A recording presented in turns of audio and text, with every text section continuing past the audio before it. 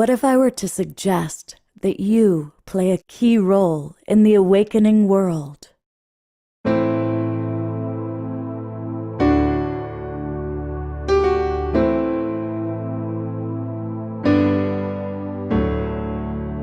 that you are watching this because you have heard the call.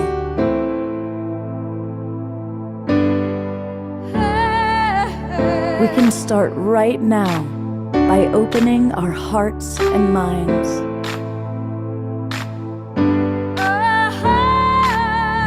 Welcome to the awakening world.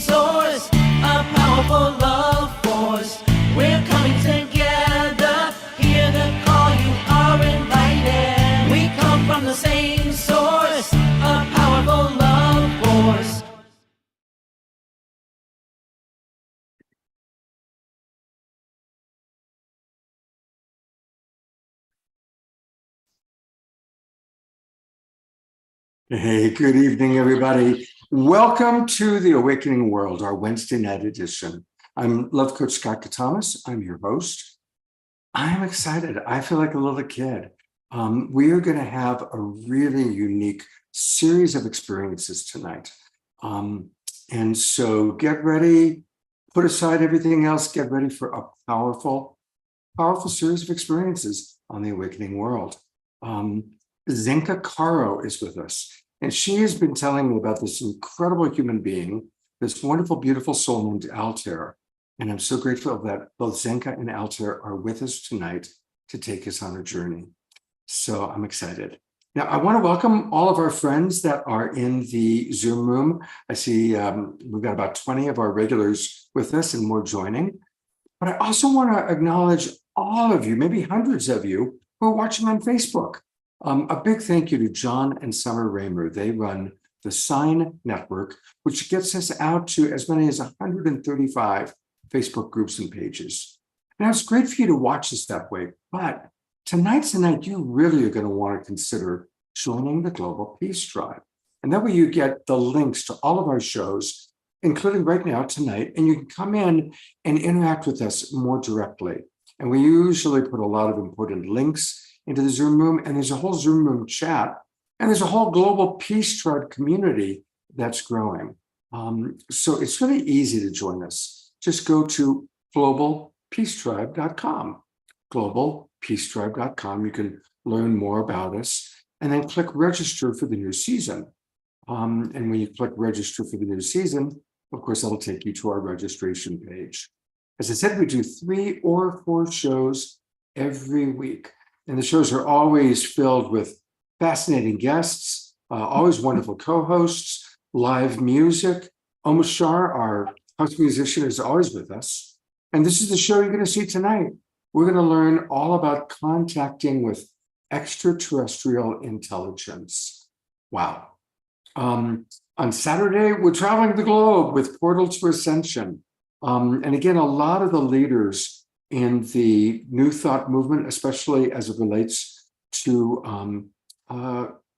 global consciousness and awakening, UFOs, extraterrestrial intelligence. I'm co-hosting with Neil Gar on Saturday night, and he runs Portal to Ascension, and he's invited several of his favorite teachers with us. And then we always have live music. And on Saturday night, we've got Larissa Stowe, who we adore, as well as Destiny Love, and of course, Omashar. And you're going to hear from Omashar in about 2 minutes. And then on Sunday, we complete this kind of weekend, where we're kind of focusing on our galactic family with a show called Angels, Aliens, and Altered States with bestselling author Beth Bell and our Global Peace Triber, Easter Kamala, and that's this week. And that's an example. Now, this weekend, we're focusing on our galactic family. Last weekend, we focused on enlightened partnerships and relationship. Sometimes we focus on the environment. We focus on all sorts of really important things as it relates to this awakening world. And one of the most wonderful parts of the Global Peace Tribe is that every Wednesday night, we have Trish as our co-host. And we are almost to our 3-year anniversary of doing shows together, Trish. We're getting close. It's coming up. What are we going to do? Celebrate you, that's for sure. We'll have to put together a special show where we have some of our favorite people come in and visit with us. Oh, I love that. I was like, I'd love to just celebrate everyone out there as well. I got some ideas. I'll talk to you about them. Now, when we've done a lot of shows with Elizabeth April and Galactic Family and Alan Steinfeld, when you hear that we're going to tonight learn more about connecting with ET intelligence, what comes up for you? You know, ever since I was a little girl, I would pray or talk to anyone who would be like, please get me out of here. Come on. That's what comes up for me. I was like, and I was like, maybe I'm trying too hard. Yeah, well, tonight we're going to have an experience. We're going to learn how to do it. So I'm excited. Humans are a thing. Go ahead. Humans are a whole other thing. I would definitely be interested in like having some connection and tea maybe with another sort of being. Yep, some cosmic tea. Well, we're going to have some cosmic tea with Zenka and Altair. But we always start and end our shows with the wonderful music, usually from Omashar. Hey, brother, and what comes up for you when you think about ET intelligence?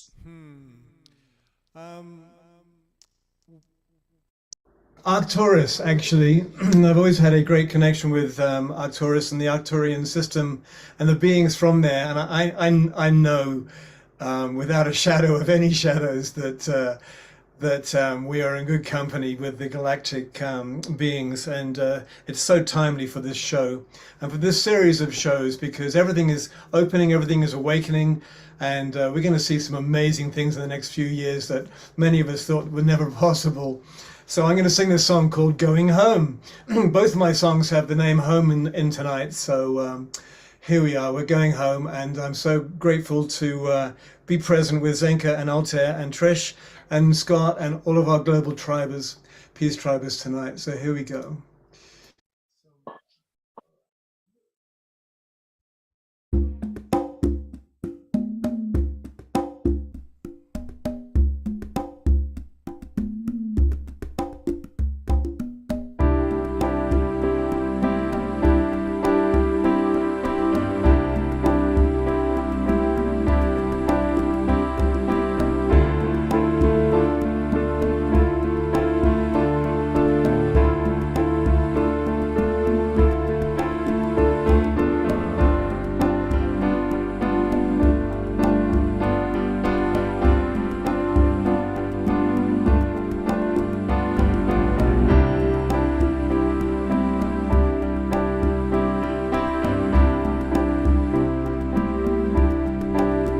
Song's about going home,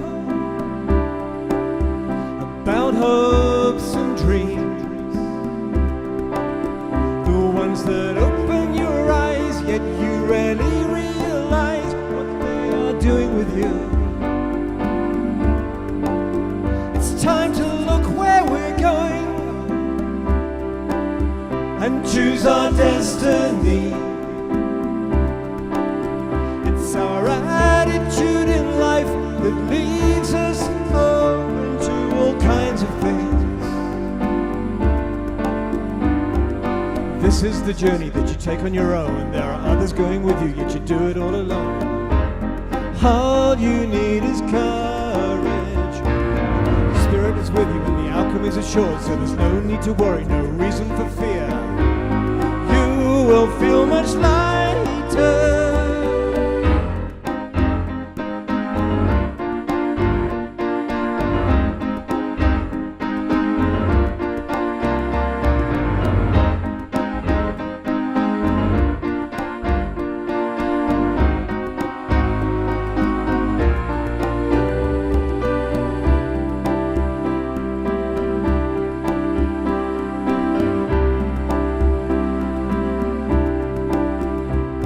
Use what you know well, share it amongst your friends.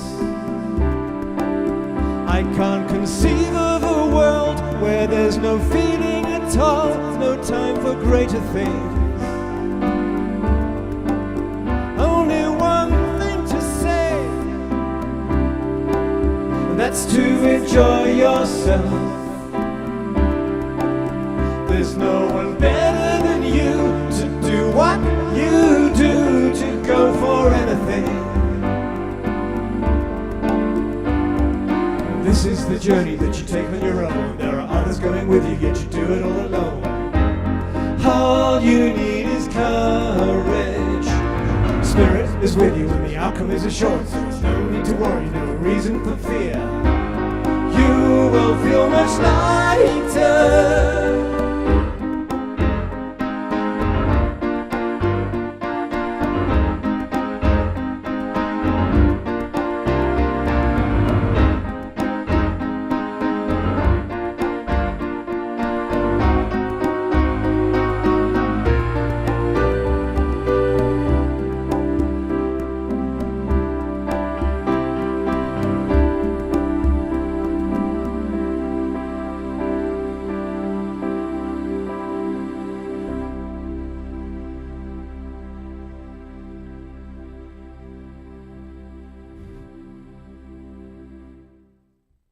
Oh, that was a great one.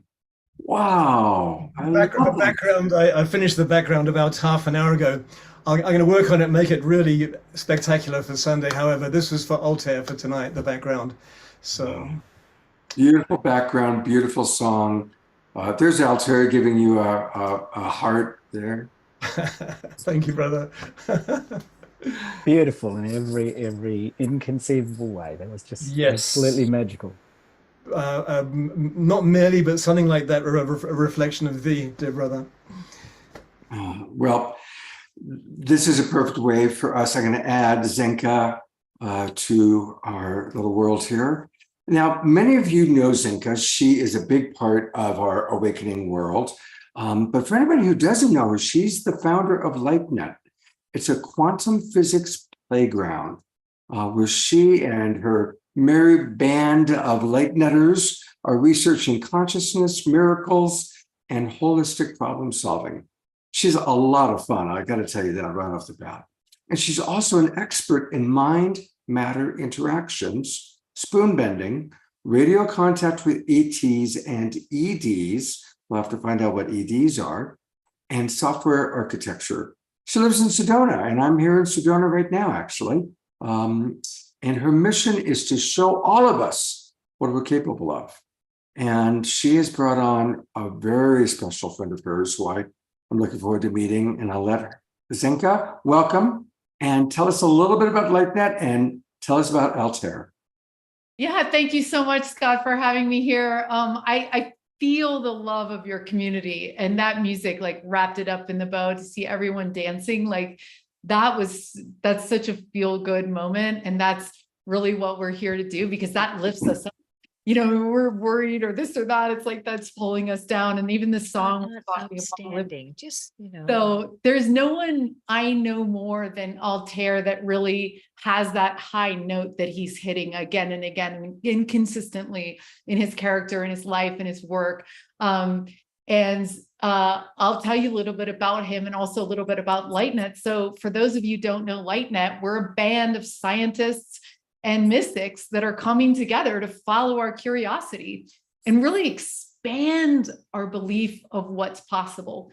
Because if we could just expand it out a little bit, like what's possible in our lives, or what's possible for our dreams, what's possible for our neighbors, our, families, if we can just expand that out just like an inch or two or more, it creates like cascading kind of shift. And that is what we're here to show you today. And we're going to do some exercises because we also believe that consciousness is something that you got to feel in your body, as you guys know. And you already know how to do all this. You already know how to raise your vibration. You already know how to pull down knowledge. You already know how to be kind. You already know how to be a rock star. All this stuff is right there. And just practicing gets you into that, okay, I got this, I got this, I got this, I got this, I got this.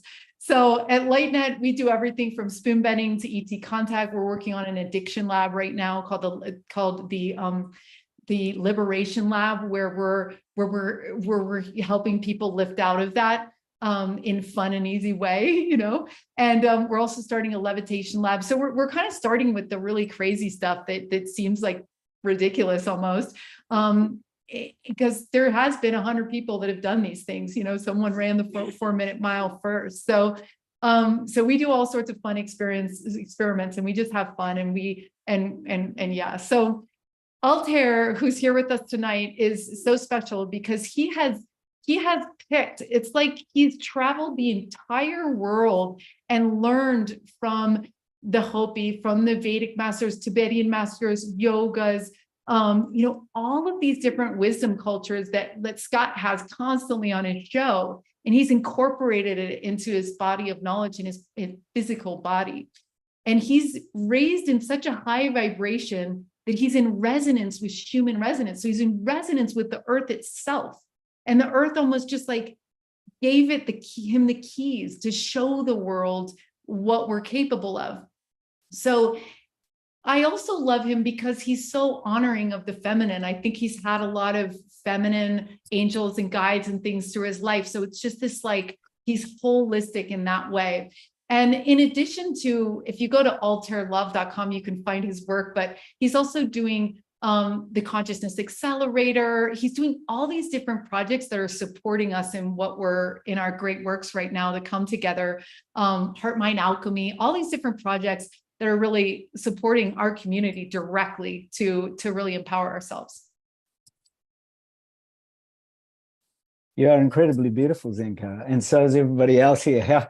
What can I say to that? So Scott, first of all, thank you for bringing the Global Peace Tribe to our planet. I mean, I just want to thank you for the incredible blessings that you bring, and how humbling and honored I feel to be on this show and this gathering and this group, because we are literally the Global Peace Tribe together.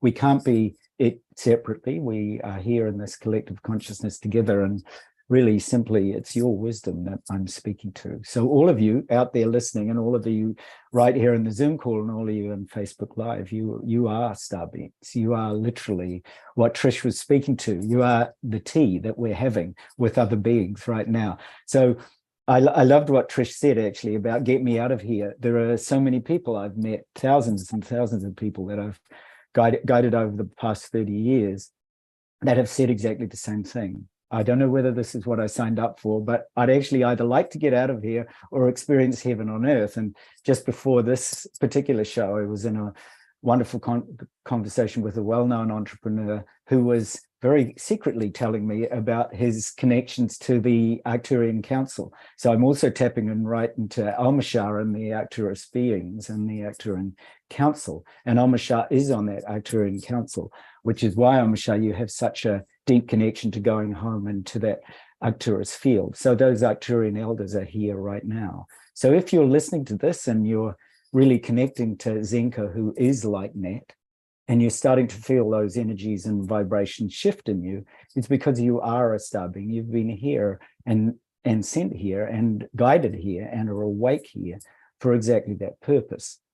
So I thought, just for the beginning, and then I'll share a little bit of how this unfolded for me, which you might be curious about. I just thought what we could do for the first few minutes is just close our eyes together. So wherever you are on this planet, wherever you're listening, I'd just like you to close your eyes and gently open to the fact that right here and right now, that you have this limitless awareness that allows you to open to every single infinite and unbound opportunity that your consciousness can access. So you are actually able to view every single experience you have throughout your life as an opportunity to connect with star beings, with star consciousness. And that star consciousness is infinite. You are literally made of the stuff of stars. So I want you to just to rest in that knowing for a moment. There's a sense of where you're resting and dropping and sinking. So coming out of that busy mind, dropping into your heart and letting go and really resting in that loving, compassionate awareness where every single experience unfolds as a limitless and boundless opportunity to know source or know boundlessness or know that cosmos that you've, right from the moment you incarnated on earth, that you knew you were a boundless, infinite being. So get really comfortable. Just say hi to your body. The body is a sacred vehicle, but you're not the body. So actually reach out to your body, allow it to be nurtured and loved, sit there in a way that's relaxed and alert. And do whatever you need to do to truly connect to a time or an experience when you felt that connection to the stars or to those star beings. So it might be something that really helps you to let go. You could imagine yourself out on the ground, lying on your back, looking up at the stars that you might have done as a child, and just realizing that you were intimately connected with all the stars. And there might be a particular star or star system right now that you're guided to. Could be Sirian, could be Pleiadian, could be Arcturian, could be Lyran, could be Hydron, could be Orion. So you're just aware of starlight shining down on you. You might be aware of a breeze caressing your skin. There's a really felt sense of this interconnectedness to all things. It's like sliding into a warm bath of starlight. So whatever helps you to really deeply connect and really deeply relax, just take a few moments to do that. Just notice how it feels in your body. So you're resting in this star consciousness. Just as Trish said, having tea. It's as simple as that. You're resting in this consciousness that you are boundless, and that you are infinite. And equally, you can open your heart. So coming down and out of your head, come into your heart and open your heart to the fact that we're doing this for everybody on this planet.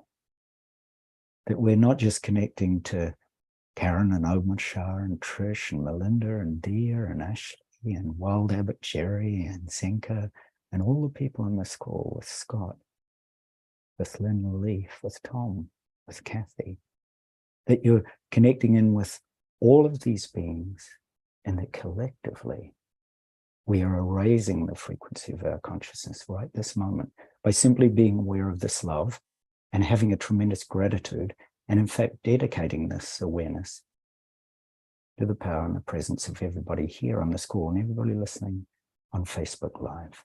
That we're actually opening to every single one of them as our star family. So really connect with that open-heartedness. And then just as Trish said about having tea with those connections, I want you to bring in front of you a sense, a feeling of what it might be like to sit with an elder, perhaps from the Arcturian Council, or maybe from the Pleiadian constellation. So I want you to really feel this being, this elder in front of you. You can imagine them in the form of light. So not solid, more like rainbow light. That they represent love or compassion or joy or peace. That global peace tribe, right? It's right here in front of you. And it's here in a star form. So most important is to simply feel the presence of that star being, that elder or that Pleiadian council, that Arcturian council. Because they're your guide, they're your mentor. They're like your guardian angel, and they're right present in front of you. I want you to feel that. And then I want you to feel that connection right at your right shoulder. So it's as if they're supporting you. And then feel them behind you, as if you're leaning back, as if you're able to actually rest in their arms, and those arms of light, star consciousness. It's really beautiful. You might get a chill up your back. You might feel tingles or sensations in your crown or third eye. You might feel an opening in your throat or heart. And then feel it to your left. And then feel the connections with our planet flowing up through your feet, calves, thighs, hips, into your belly, and up into your heart. And then feel into the energy above your crown. And feel as if you're connected to that star system through this elder or through this guide or through this mentor or through this angelic being.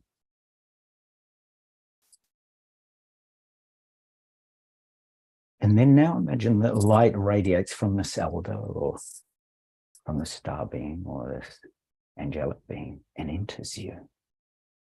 And the essence of that light is love and compassion. It's exactly the global peace you've been looking for. All that wisdom strikes you. The light enters your heart.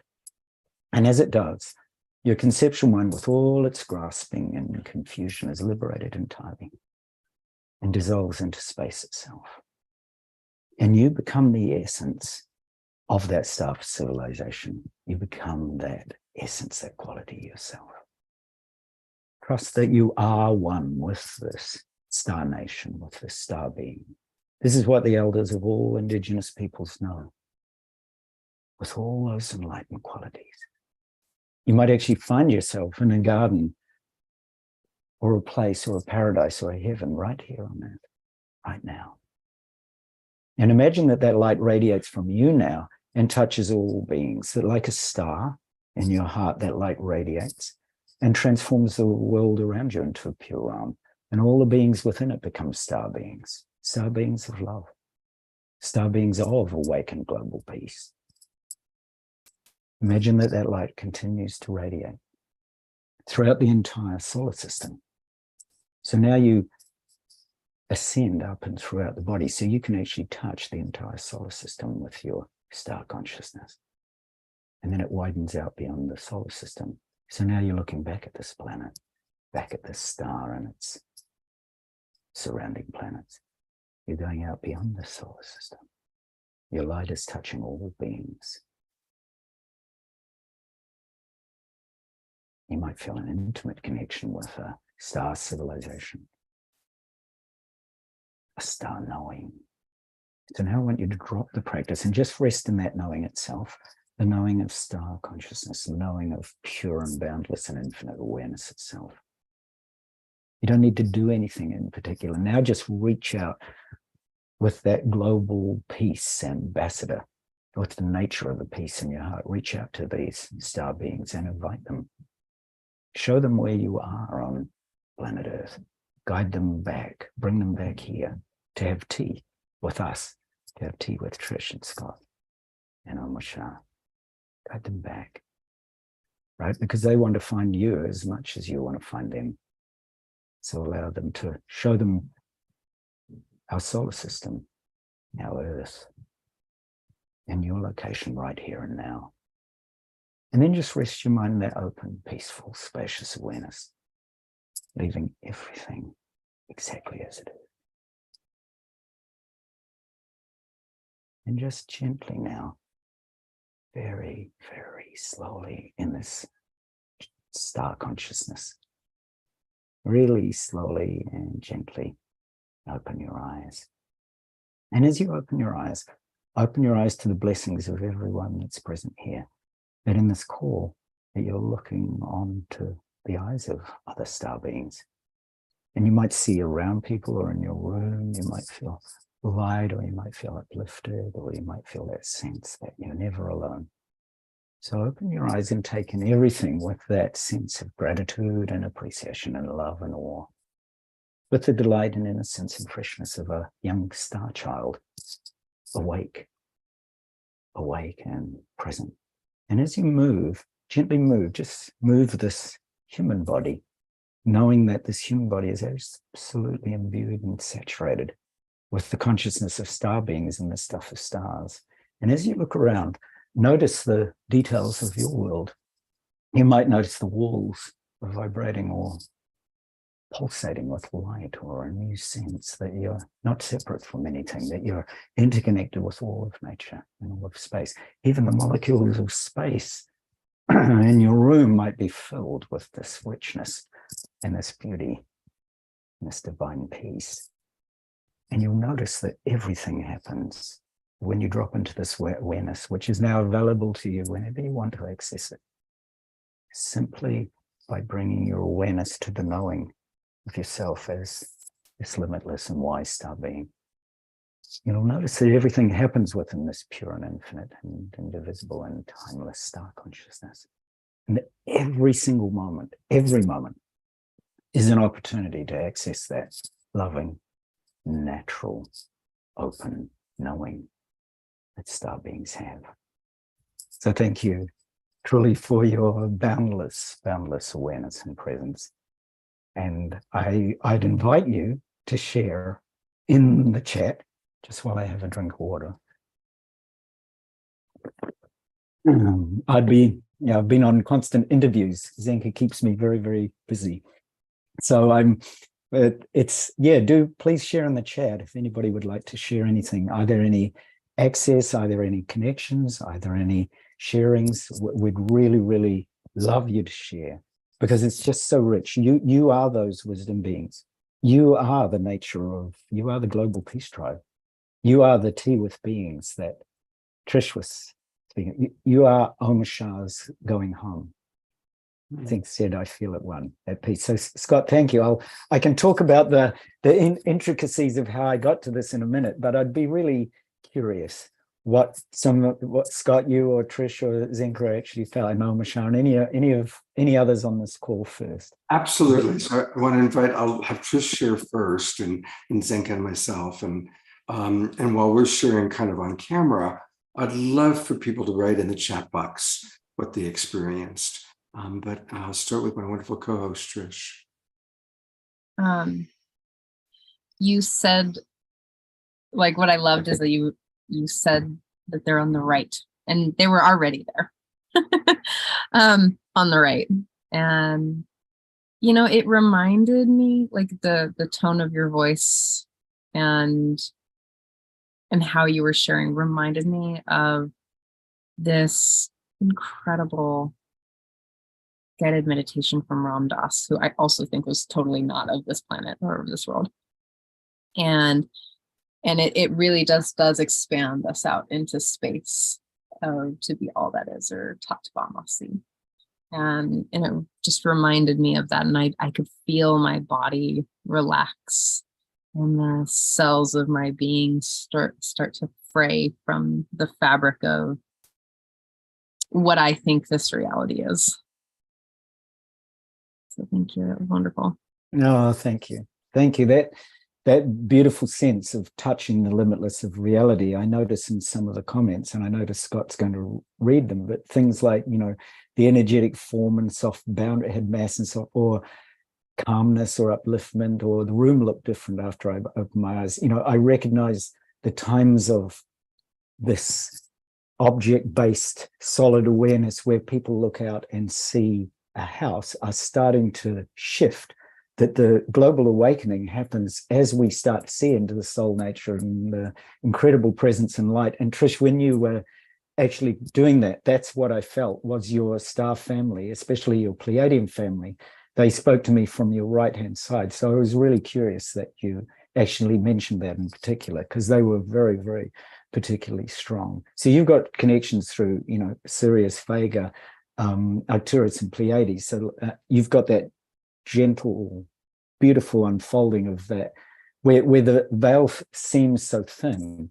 So other beings that, and this is something I help people to do through Vedic and Tibetan astrology, as I look at the alignment of their planets to the fixed stars, or what I'd call, you know, shamanic stargates.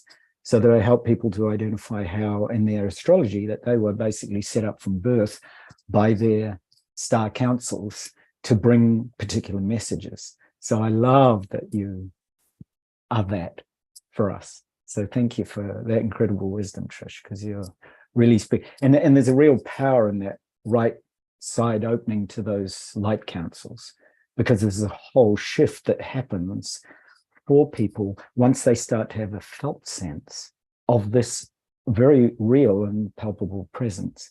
So I'm absolutely, you know, in awe. I'm always in awe of people. I just think what people are sharing here is just extraordinary, and is a testament to your wisdom, right? It's we are the global peace tribe. Therefore, we all need to be leaders of that global peace tribe in our communities. And by waking up through this consciousness and knowing that the limitless and boundless treasures and gifts of the universe are actually for all of us to reach out to and uplift all those in our, neighborhood, the people that when we go to the shop, when I go to our local supermarket, I see all those beings as angels of bodhisattvas and star beings. And I greet them because I'm in Japan.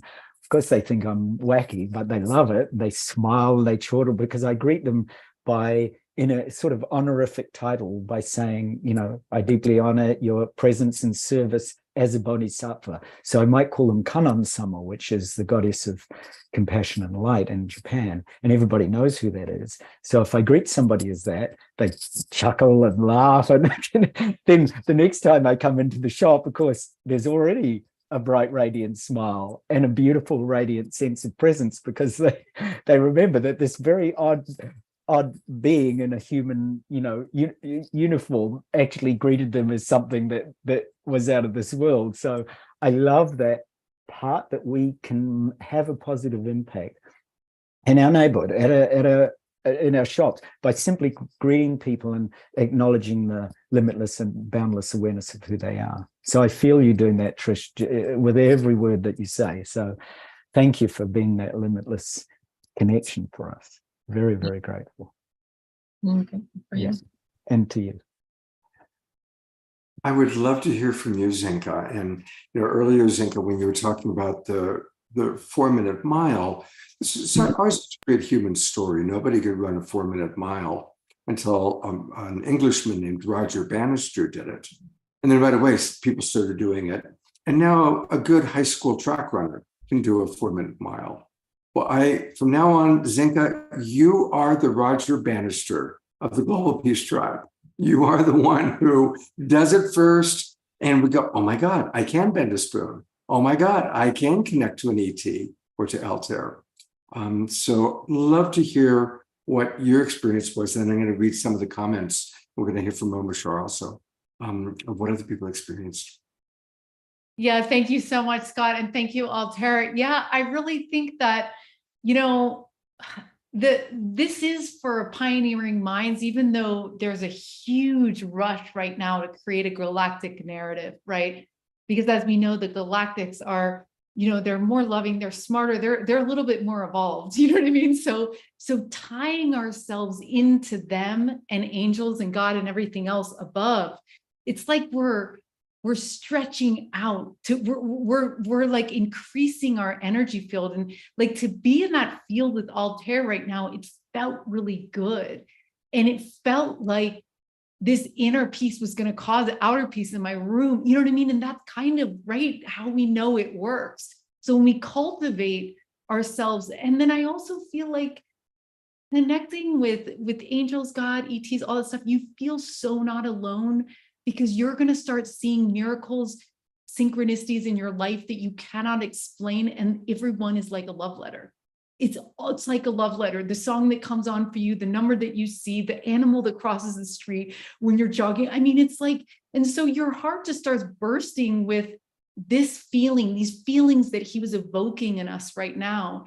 And that's contagious. Like he was saying, like you're meeting the person in the supermarket. Like, so yeah, I think I really enjoyed that experience we just did with Altair. And it's interesting because I've had many experiences with Altair, and they're all been completely different practices.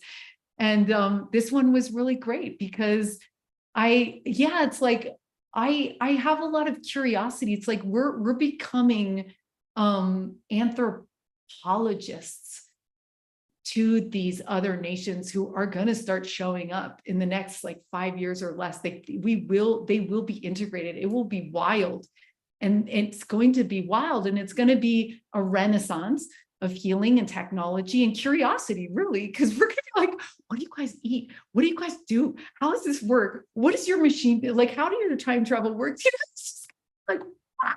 And there's going to be collaboration. And so I can't wait for that. And so if you're here now doing this, you're part of placing this galactic narrative in a loving way. And it's very important, because if you listen to 3,000 people are going to put it on the TV as being like scary or whatever, then that's a problem. And I think, I had this tornado experience today where I was watching, your consciousness is almost like a tornado, and you can think of it as like chunks, you know what I mean? Like, a microwave and just chunks flying through. And when you have an expansive experience like this, especially in ET, sometimes you think like, oh, the government this, or this is scary, or this is that. It's because it's being threaded with something it goes with, right? So traditionally it's been going with this fear, or it's anti-religious, or whatever it is. So it threads that automatically, because that's what we've been threading it with. And then you go, oh, wait, I don't have to give that energy. Like, that's not me. That's not the story I'm creating. That's not the truth of what this is. This is love. You know what I mean? And then, so you just don't give it energy. And so you guys are going to start to thread this loving galactic narrative that's going to be so fun to live into in the coming years. I love your enthusiasm, Zenka. Absolutely. I see Karen Eisenberg is applauding there. Beautiful. I'm going to go to Omashar, and then I'm going to read some comments from people. Omashar, how was your experience? I'm just experiencing Zenka's enthusiasm and curiosity, and so I'm really vibing off that. And what I'm really appreciating about this community that we have right now is I feel so safe. I feel really safe. And my first ET contact was when I was in New Zealand, and I was looking for some. I had been invited from New Zealand to come to America and drop everything that was old, everything that was half empty, and live in a new full life. And I got these signs from the ETs, let's say. I don't even like to call them that like that. It's kind of it seems to be a bit of a demeaning statement, but from these star beings that basically gave me this message: you got to leave New Zealand, come to the States, United States, that is. And so I literally dropped everything and sold everything, went to the States, and all the doors opened. From there, I moved to Fenton Village in Scotland after being in the States for a while. And I'm just making a nutshell here. And just outside the Fenton community. And it was there that I started communicating with the Arcturian Council. And they gave me a sign, which was basically a circle with a triangle in it. They said, every time you want to check in with us, just hold the sign, the circle and the triangle. And I'm bringing that up because since then, I've hardly had any conscious contact with the Arcturian Council. And they've been in my mind somewhere in the back there. My life has taken the forefront, which is I'm grateful that it's fading out now. And so thank you, Altair, for reminding me of my center, and exactly that, brother. So some gratitude there, just for the reminder that I am a star being, earth and star we are. And so namaste and thank you. That is so beautiful. That is, we literally are that. I'm just so deeply connected to all that you've said and Trish has said and what people have said in the comments. So Amishar, thank you, and namaste, and massive hearts to you. Yes. So thank you. Thank you. So Scott, yeah, please do share some of the comments. I'd love to hear. All right. Well, Eleanor Joy writes, I totally resonate with everything Zenka has shared. And yes, Omashar, I do feel so very safe and loved. Lori Fry writes, me too. I am so grateful to have stumbled onto you, Zenka. It is one of the best things to ever happen to me. Some of the responses to the experience, Ashley rewrites, being in the awareness and space of the still point, the 0 point, the God space, and the precipice of creation, with everyone included and being present with and for each other. Wanda from Texas writes, isn't it good to play in, quote, God's playhouse, unquote? We are one, and it's so much fun. Dia writes, tears testify to my very real experience. My entire existence became star-like light. Thank you, Altair. So much love. Mark Denisovsky, our wonderful accordion player, writes, I could feel it. When I opened up energetically all the way, I could sense a presence of a very supportive, palpable love field. The energetic form had mass and soft boundaries. Melinda writes, it's hard to explain, but I felt a thinning of reality, and my room looked differently after I opened my eyes. Susan writes, I touched Jupiter. Karen writes, Altair, thank you so much. And Zenka wrote, I feel it once, at one, at peace. So there are some of the wonderful comments, and I'm going to share my experience. I definitely felt right away that when you said the being behind, I immediately felt the being behind. And I've always related to the Pleiades, so I kind of was imagining Pleiadian being. But what was interesting was I then saw that what the being was Yogananda, who's a very special soul in my mind. And I thought, well, no, wait, I was expecting a Pleiadian, and I saw Yogananda, and then literally he morphed for a moment into a Pleiadian and then back to my image of Yogananda. And I got chills. It was, so I was like, whoa, okay. I've never put those two together, So that was my experience.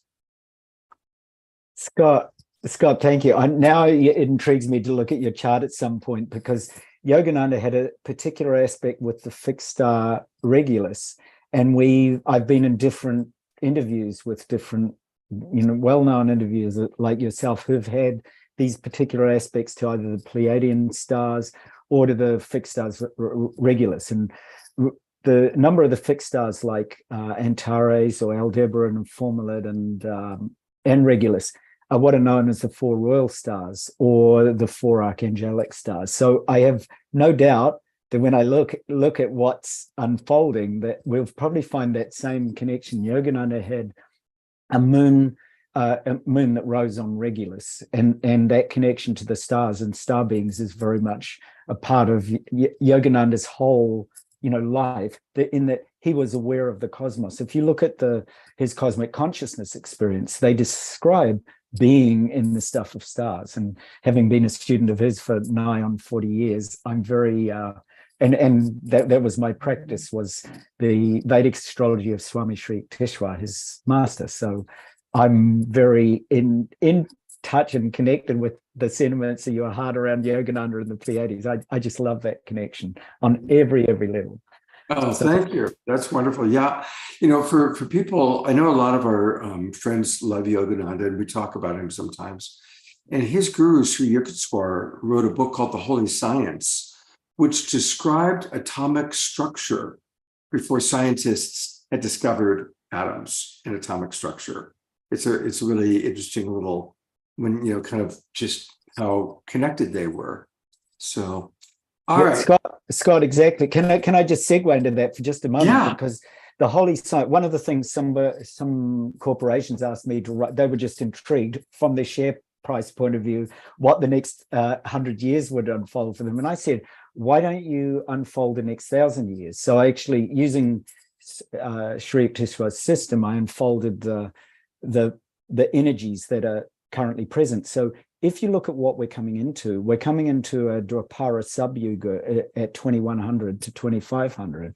So that means, right now we're all well aware of it. There's this use or misuse of energy and technology around the planet. We have got to get that part right, because it starts with the earth, our fundamental connection with the earth and our love of the earth, and our connection with energies that are not going to in any way strip the earth of her resources, because she is us and we're her. So Swami Sri Yukteswar spoke about the shift into 2100, and particularly about dates 2025, 2032, and 2050 as being crucial dates for our energy awareness as civilizations. Otherwise, by 2050, we could really put a dampener on the planet and even our evolution.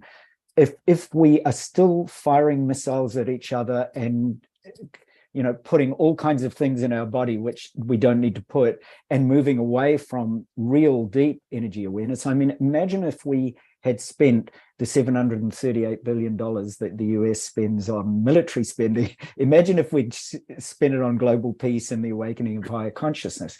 There would be such a massive consciousness shift just by that one action. And we've got to turn our planet that way, because the yugas actually point to that fact, that we have that key line of 2100, that we've got these critical dates. We have to get our energy resources and awareness of the earth and us as one by 2025. We have to get the energy and the technologies aligned with that by 2032. By 2050, just as Zenka was saying, we'll already be in touch with so long as we do that, with the star nations that are absolutely present and already connecting to our sole global purpose of global awakening into peace and love and compassion and joy and equanimity, because they want us as a globe to be shining with that radiant awareness. The moment we do that as a globe, oh yeah, we got lots of visitors right now. They say my room suddenly got filled with a lot of light, because they're saying Scott knows. Make sure he's a source messenger. Make sure he gets that message that, you know, we're here. We've got his back. Like, that's the Pleiadian Council right at your back that you were resting into. And thank you for the glorious kind of connections that you make with people all over the planet, because that love message, and you're a source messenger, is exactly what our UN needs to have, and our BBCs and CNNs should have as the first 3 minutes of the news items, should be dropping people into the space of global awakening to peace and love. If we did that, and then our whole consciousness as a planet would shift, because we would have just something simple that we do every 60, even if it was to stop for 60 seconds and pause and bring ourselves back to the knowing of this love awakening that's happening. We have the capacity right now with all this technology, and we've got to be using it really. You know, that's what Dwapara Subhuga is speaking about, that energy awareness is with us. And if you've got the energy awareness, it's like when I gave a lecture for Singularity University on AI, and I called it Awake Intelligence. And I said, if you have people who are going to manipulate AI, well, that's exactly what we're going to get as a planet. But if you have programmers who are awake and who are programming from the consciousness of love and wisdom, because that's really where all of this is turning, the whole entire planet, all the government budgets, everything is turned to a collective consciousness of global peace and awakening. If we did that, and we've got the capacity, you know it, because you're actually giving us that message every single day, every single moment, which is why I love you so much. You do that, and people are absolutely alive and awake to it. So thank you for the incredible power you bring, and all the team and everybody here. Like, we've got that power and we've got that potential now. So I just wanted to speak to that about the holy science, and that you. Yeah, no, it's wonderful to meet somebody who knows about that. We still haven't heard your story, right? So before we go forward, I want you to share with us, and I'll keep Zenka on. Share with us your awakening and your story. Sure. Well, in fact, because you said I could share, I just thought sometimes graphically it helps people to actually get it. So if you're happy for me to share something, I'll share it, and then I can kind of speak to this. Can you see that okay? We see 1991 with a UFO. Yeah, brilliant. So in 1991, so this is not the start, but I'm going to start from something that's present to everybody's kind of connections, is that in 1991, I had this extraordinary opportunity with a friend who was a ufologist. So a quick backtrack. He was a professional Aussie rules player in Australia. He had an experience where for 3 days, he went to a holiday resort where he was by himself. And he said for 3 days, he was simply on his bed, unable to eat, sleep, do anything other than receive these downloads. Before that, when I knew him, he had brown hair and brown eyes. And after that experience, he had a shock of white hair and blue eyes. So for all his friends, it was obvious that something dramatic had changed. So the download that he received from them over those 3 days was simply that our planet is ready and the technology is already here.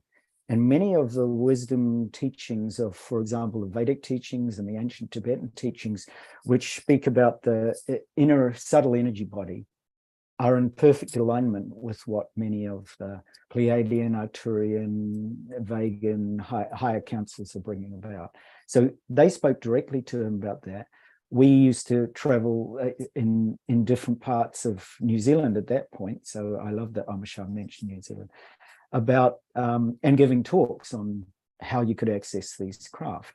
And we used to take groups out and they'd see the most miraculous things, orbs the size of the room that you're in right now, you know, coming out in 10, 20, 30 orbs, coming across a horizon and moving around a group of us and moving back and disappearing. The most fantastic things. So in 1991, we were out on a beach in Sumner, Christchurch, and Steve, his name, everybody seems to be called either Stephen or Stephen Greer or something like that kind of name.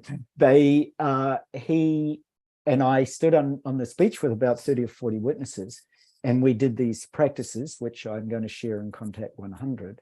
And this starcraft, looking very, this is a artist simulated version of it, a transparent craft with 3 lights, about the size of 2 jumbo jets, so it was massive. At first, it appeared as a satellite-like craft, and then it descended down over the roofs of the houses and in front of everybody, 30, 40 witnesses. And that got on television, got in all the newspapers in New Zealand. It also appeared after that particular event to a group of teenagers who also saw it, gave the story on television. The US sent some jets, 2 Air Force jets, and a group of scientists offered rewards all over the town of Sumner in those days for information leading to this particular event. So it was a pretty big event at the time. Even right up to the point of a couple of months ago when a friend of mine was at a party and she was talking about this, and they said, oh, but isn't that just folklore? Isn't that just a story? And one of the gentlemen at the party stood up and said, no, I was actually on that beach.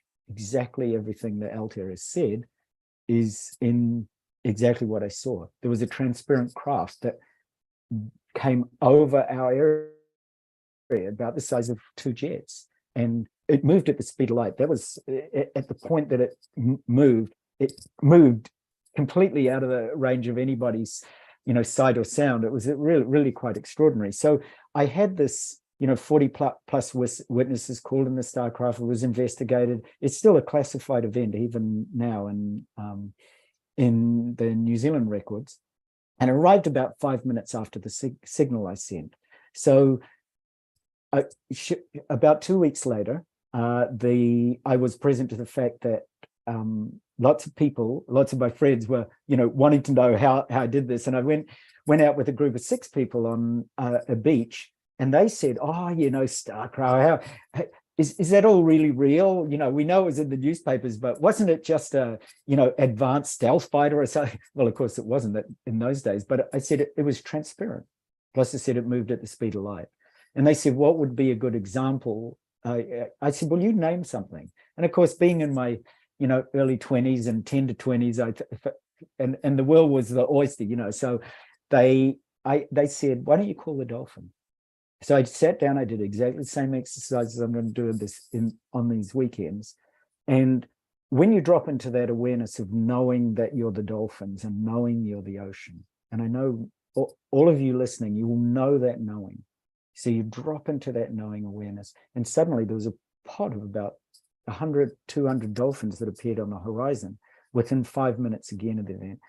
They turned in, they swam. 3 of them turned in and swam straight into the beach. So from about 200 or 300 meters out, swam straight into the beach. I ripped off my clothes. I said, look, they're here for us. They're here to, and nobody wanted to go because it was a wild ocean beach. So I dived in. I swam with those dolphins for around 20 minutes, Scott, and they gently communicated. They allowed me to do anything. I could swim with them, hold them, cuddle them, dive. You know, it was just incredible. And for 20 minutes, with those beautiful friends of mine who will never ask me about anything like that again, they shared all of that powerful communication that we have with animals. So what I'm suggesting here is that not only do you, when you awaken this limitless consciousness, have access to star beings, but obviously with our wonderful human family, and the dolphins themselves communicated that they too, like us, are star beings. And I think the incredible opportunity we have to really support and get to know our, natural family, our animal family, is really extraordinary. So I did this again with 2 weeks after that. We called another starcraft. They called it the Rainbow Event. The craft came and left the atmosphere, and about, again, very early in the morning, around 1 a.m. in the morning, came and left the atmosphere in rainbow light. So there was, and again, people witnessed it. It was the most beautiful event. So what actually happened to me? So I'll just dive back for a few minutes into what happened. The beings that came through for us in those early years. So this is late 80s, late 90s. So I've been teaching these practices for a long time. They said that the practice were very close to Tibetan yogi and yogini practices, and that it uses the central channel, and that it uses our solar system as transmitting stations to basically broadcast our position and then let people know where they are. Now, this is really close to some of the techniques that Stephen Greer uses. There's a neuroscientist who's the lecturer at Stanford, who's Andrew Huberman, who speaks about the research he's doing into non-local consciousness and what happens when you actually expand your consciousness as the universe and basically go non-local. So I'm aware that right this moment, there are many, many technologies that we have available that connect us to the power of the central channel and the vibrations and cycles of those energies. Now, equally, there is also the physicist Nassim Haramein speaks about the torus field, which exists in planets. And so we use the torus field both of the human being in these practices as well as in the planets and stars to help connect our natural source field to the source field of planets and stars and star systems. Now, this again is nothing new. It's the Heart Math Institute has researched the heart field, the torus field of the heart, and there is an electromagnetic field that we know exists and extends out beyond our body, and we feel it, right? You go, somebody comes into a room, they're really angry, you feel it. Somebody comes in, they're full of joy and light, we feel it, right? So what happened to me to trigger all this? So you asked about the whole awakening process. So I was brought up by, my godmother was a mother, Carmelite mother superior, and she trained me in these simple practices of acknowledging, God, Jesus, Mary, the archangels as being a living presence right from when I was a little baby. So when I saw angels when I was a very tiny boy, it never occurred to me that other people couldn't see them. And some people feel, some people see, some people hear. Right now, Archangel Michael just appeared to my right and said that there are those of you that are even listening right now that are already tuning into the angels. So if you've got an archangelic connection or an angelic connection, please put it in the chat, because you'll be aware of what I'm talking about right now. I love this to be interactive, that you're constantly bringing to your awareness that this is not about me. This is actually about you and your wisdom. So if you're present to a source or an archangel, then please write it down in the chat. Please share. If you've had deep experiences with the angelic kingdom, then please share that. So I had this lucid dreaming event that happened to me when I was just 2. So you can imagine my shock as a little kid. I was brought up in a Christian tradition, but suddenly at the age of 2, I had this lucid dream of being a Tibetan monk, 365 days of exactly the same dream. In every dream, I was a Tibetan monk with a companion going to Samye Monastery, which I learned where it was some years later when I was studying with His Holiness the Dalai Lama. And I fell into the primordial light and sound every single night. So my parents thought I was epileptic. So they took me for many tests to hospitals. I think they tested every bit of me, but they couldn't find anything. And after 1 year exactly, the dream stopped. But it made me very curious. I wrote to NASA at age 5, asking them to be on the first one-way flight out because I wanted to visit home. So and they wrote very kindly back saying, yes, we'll engage you when you're 18. You're a little bit young and we don't have a starship that's going there. So yet. So this happened when I was very young. It made me very curious. helped me on the path to, getting in touch with the alchemical journey and mystery schools of Saint Germain, and then of Yogananda, which I did at a very young age. So I've been, some 30 plus 40 years doing these practices. And when I was, and I had this beautiful experience where I was walking along the street one day, and a woman came up to me and said, "You're a monk. You've had a past life as a monk." I hadn't said anything. I didn't know who she was. And she said, "Sai Baba wants to see you. Can you come and visit me?" So I went back to a place later that day with some friends that I was with at the time. And she said, "Sai Baba tells me if you pray in front of these statues, a miracle will happen." And there was a beautiful statue of Ganesha, quite big, a bronze statue, and one of Kuan Yin, a goddess of compassion, or Avalokiteshvara in male form. So I prayed in front of the statue, and the only thing I could think of praying for was for the liberation of all beings on this planet. Just the same mission you're doing, Scott and Trish, and that you're bringing that kind of connection to people. So I really felt into that, and suddenly a number of things happened. So there was amrita or nectar coming out of the trunk of Ganesh that I could taste. No source. I could lift the statue up, turn it up. There was no known source for that. And then when I prayed in front of the Kuan Yin statue, or Kannon as she's known in Japan, a beautiful pearl about this big, a mother and child pearl, started to form and came out from the heart of a bronze statue, actually broke the surface and came through on this delicate silk strand. And I held out my hand and it fell into it. And the woman said, "I see, I told you, you were mine." Well, it's not me, right? It's us. There's a collective awareness of the fact that we want this pearl of compassion for every person on the planet. So right inside every one of you is exactly that pearl that, in this case, Long Nu, who was an acolyte of Kuan Yin, is holding. So I used the pearl for many years for healing, had the most miraculous things happen.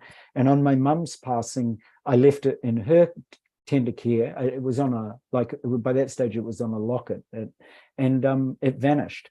And prior to that, I'd taken it to a friend of mine who was a jeweler, and he looked at it and he said, "I really want to know what this is that you, where did you get it?" And I said, "Out of the heart of a statue." And he looked at it, he said, "I'll give you $1,000 for it." And I said, No, it's not. He said, "I'll give you 10,000. I said, I've never seen anything like this. It was the most exquisite, pearl. I mean, a genuine Shintamani stone, if you want to call it that, and, all its beautiful ways. So I've had those kind of beautiful miracles unfold, and it was fantastic. Another example, because since we're speaking to the power of love, and I'm aware that all of you who are present to the power of love and relationships, and that's really at the heart of this. So my beautiful wife and daughter, I've got an 8-year-old, and my wife's Japanese. When I met my wife, there were these 3 shooting stars that shot over our heads. We were out one night, we both still remember it. These incredible stars just shot across. And I said, "Look at that. We're destined to meet each other." That's before we knew each other. We just kind of first met. And so we were on a tour, and we were going to a tour of the Fox Glacier in New Zealand. And I'd been there many times. I'd taken tour groups myself. And when I got to a certain bend in the path, there was a little path going off to the side that I've never, ever seen before. And I said to my wife and the group leader, who I knew, a guy called Mark, I said, "Hey, we're just going to take a quick detour." And he just sort of nodded, and we went off this path. We came up to a sheer cliff wall with a group of trees, so we couldn't go any further. And then I said, "Let's go through here." Now, this speaks to the power of love, right? That love is limitless. Love is another boundless gift that we have as human beings. So I walked through that group of trees with her, holding her hand. And we suddenly came out on imagine the most incredible fairy tale. Imagine Disneyland 1,000 times over, right? But it's the most incredible fairy place, known as a Baal in the Tibetan traditions, where it's a hidden valley. So it's actually encased in that dimension, that beyond the 3rd dimension. So we were able to actually go into this incredible land. My wife still to this day, she said, "I don't know, I want to go back there." she said, I actually recognized who I am, like a fairy being. So those of you who recognize yourself in relationship to other beings, perhaps you know yourself as an earth angel, perhaps you know yourself as a fairy being, you have connection with the devas or the natural sprites and one. If you know that too, please add that to the chat, because I'd love to connect with that consciousness in you. So she said to me in that place, I'm a fairy being. We were there for half an hour. We tried to take photos and record it. Everything you can imagine, right? The clock stopped. The technology wouldn't work. We couldn't take photos. But to this day, she's still that half an hour. We both recollect that we must have been there at least half an hour. We came out, and the group hadn't moved. So we thought, oh, they've gone all the way up and come back again. And we said, hey, how was it? They said, what do you mean? You just went to that, went through suddenly into that bush and came back out again. And so for them, no time had passed, but for us, over a half an hour had passed. So it was a really, testament to the power of kind of love and in the love that we hold and the power and the miracles of love. So I'm going to just here's some of my teachers, like we've spoken about Yogananda, the Dalai Lama, Tenzin Wangyal Rinpoche, Mother Mary, Kuan Yin, Mingyur Rinpoche, Sri Yukteswar, Christ or Yeshua. So I've been very fortunate to have learned personally with these teachers, including when people would say, but you, by the time that you were alive, Yogananda had passed. I said, when I was 15, I was in my room, and in the middle of the night, I woke up and Yogananda appeared in front of, and he gave me some guidance at that time. It's the only time he's appeared in the body. And the same with Christ. I had when I was 15 years old, I had a friend who was possessed. So I've done a lot of work helping people free themselves, just simply connecting to the power of love and free themselves from obstructions. So she'd been experimenting with lots of things like Ouija boards, and she and a group had come into a lot of trouble. One person was in prison, one person died, one person ended up with a drug overdose. So it was really quite crippling for them. And she came in one night and said to me, I'm terrified. I want help. And I said, go home, go to sleep, come back in the morning. I'll see what arises. So I went to bed and I prayed. And again, the same thing happened. In the middle of the night, I woke up. Yeshua, or Christ or Jesus was standing there and said, there's only one thing you need to do to save your friend. Use these words, by the power of Christ, be gone, and say it 3 times. And then he vanished. So she came the following morning and she was frothing at the mouth. She was desperate. And of course, I was just a young 15-year-old saying, well, I've got nothing to do with this. I got her to lay down. I laid my hands on her and I said those beautiful words, by the power of Christ, be gone, 3 times. She frothed, she kicked. I thought she died because she stopped breathing. And for half an hour, she was out cold. And then she woke up and she said, it's gone. It's gone. She said, I don't know what. I said, I didn't do anything. It's by the power of Christ. So she, and again, if you've had wonderful healing opportunities in your life, or you've got anything you want to share on that healing nature, because we all have that power of healing. And I want to really reach out to the power of the healer in each one of you listening here. So if you've got particular healing practices that you do, or you've been witness to, again, please share them, because these stories are actually stories about your wisdom, really, not about mine. So that those particular examples were just really beautiful examples of healings and blessings. So of course, at the age of 15, that got me really interested. So I went and studied with Christian mystics and yogis, yoginis, Lama, all over, France, Germany, Switzerland, all the way through the East, through USA, through Australia and New Zealand. I had a number of wonderful experiences living in Krishnamurti's house, teaching with Sri Aurobindo's community. I was a teacher in Yogananda's ashram in Ranch in Bihar, in Swami Sham's hermitage in the Valley of the Gods, and Rabindranath Tagore's school, Tibetan monasteries, Thai monasteries, Shingon Buddhist monasteries, being hit in the back with a stick and having to stay upright for 8 hours. Just all these wonderful experiences in life that you can have when you explore them. So I just I'll leave you with a couple of really interesting connections that have happened with some of the practices that I've done. So here I am guiding a student who's a beautiful being called Constantine. You can see the rainbows coming out of his throat chakra, and they actually circled all the way around.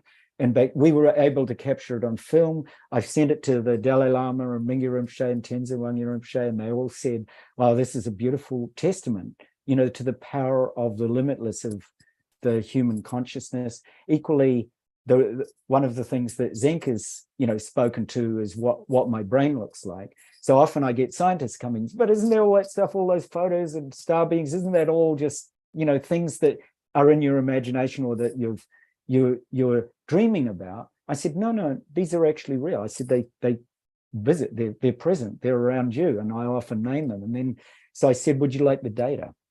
So I send them these examples, which were verified by neuroscientists. The middle one, the middle graph, the baseline, you can see what the average human brain looks like, around about 10 or 11 alpha to 10 or 11 hertz. And to the right, you can see somebody who's on DMT, who's taken DMT and goes to about a 7 to 8 theta. This is where we get our very, dramatic visions and really high, psychedelic type of experiences. Since you've mentioned Ram Dass, and I absolutely adore Ram Dass. So my brain over here this is like my 24/7 brain. It's in that theta spike. You can see that strong theta spike at exactly 7.8 hertz. So the scientist said, oh, you're on DMT. I said, do you take DMT? No, I said, no, it's just like that 24/7. It just has that function. So some labs in Japan researched me and published the material in some science and engineering conferences around Japan. So it's very helpful, because when scientists reach out to me, they ask me, can your brain really go into gamma? So this is a gamma spectrograph. You can see those pillars of light. That's actually my brain when the labs say, can you do us a 60-second burst of gamma at above 200 hertz? And I said, sure. And I'll just go to the light, and it shows up on the spectrograph like this. So you can see this is different examples of what scientists had asked me to do in labs. This is some of the published research in Japan. For example, this green line is me. This shows 3 groups of meditators that they took throughout Japan. And they asked me to replicate their endpoint, show their roundabout their beginning point, and then do a non-dual practice, which means that you open into boundless awareness. The practice I did for this one was just simply to rest as this open consciousness, as if I was shouting into the sky, and then rest back as that sudden awe. And the scientist said, what are you doing? And I said, why? And they said, technically you should be dead, because our instruments don't register, which is this green line actually goes way down. So these show levels of gamma, I'm the green, show levels of gamma in different ways that I activated gamma compared to the groups of meditators that they chose. And this is my constant state of my brain, which is theta 7 alpha 14, and the 7.83 is where my theta. It feels like I'm looking at light, or looking at my room at the moment is filled with rainbow light, which is often why I use a background with rainbow light. So again, this was from a neuroscientist. He said, do you realize you have this really low delta that's functioning all the time, this theta at about 7.8 and this alpha? So it was a lovely testament, and again, useful. So I just want to speak to what lies beyond. Right? That what lies beyond your name and form and identity and concept is something that neuroscientists and quantum physicists are exploring all the time. And so if you've had experiences that have really taken you beyond, if you've had an awakening experience and you want to share it in the chat, please do, because I just want to thank all of you for the incredible presence and beauty of your love and wisdom, because it's that love and wisdom that every human being on the planet has, and that all of us here, you are all teachers of wisdom and light. You are all star beings with the infinite and boundless capacity to touch the hearts of every human being.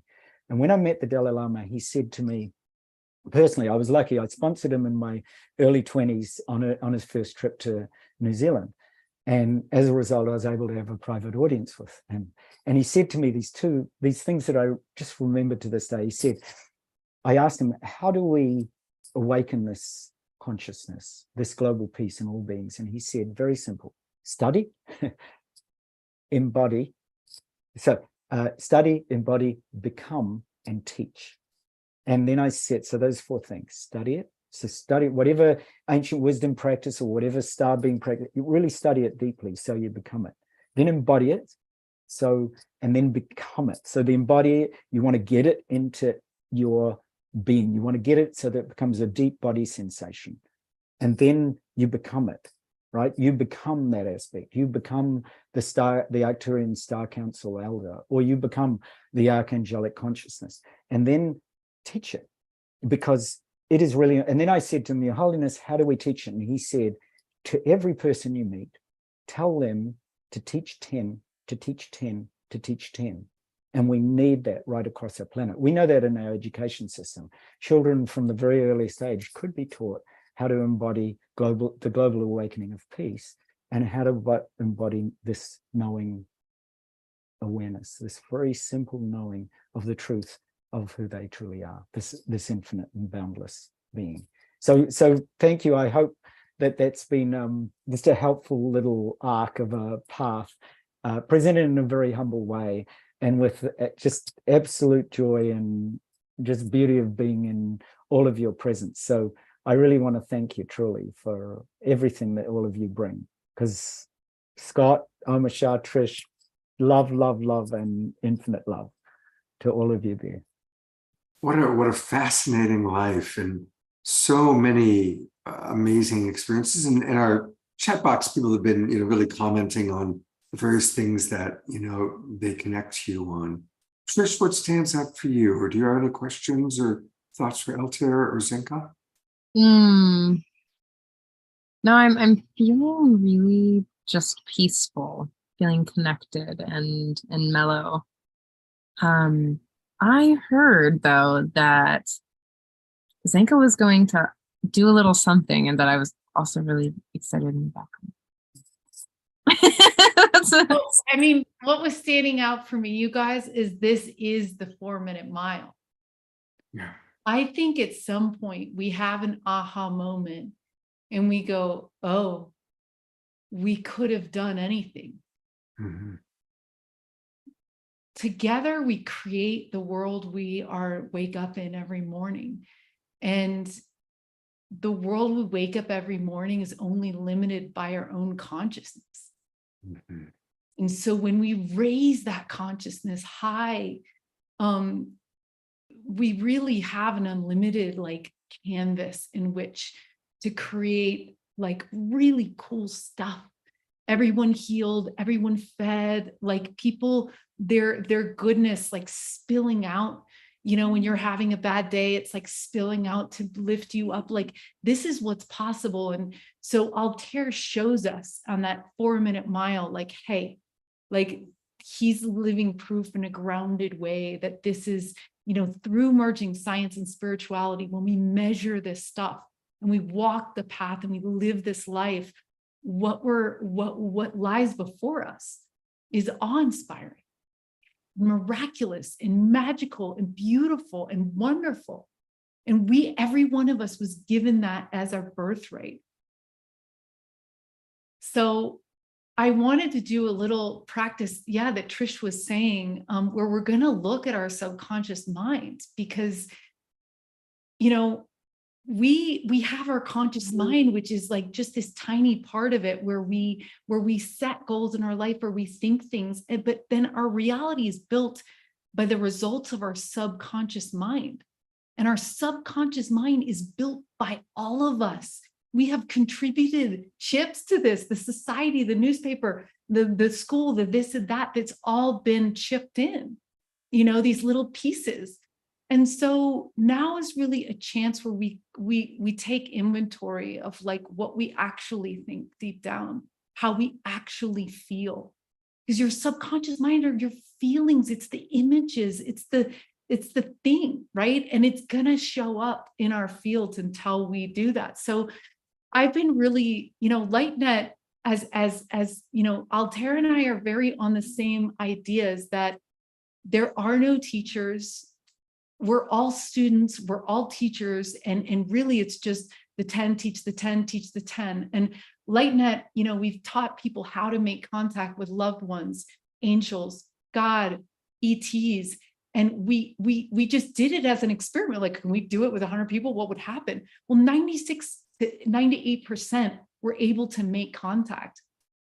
And we taught each other and we set a group intention. That's another thing, like group intention actually does that, right?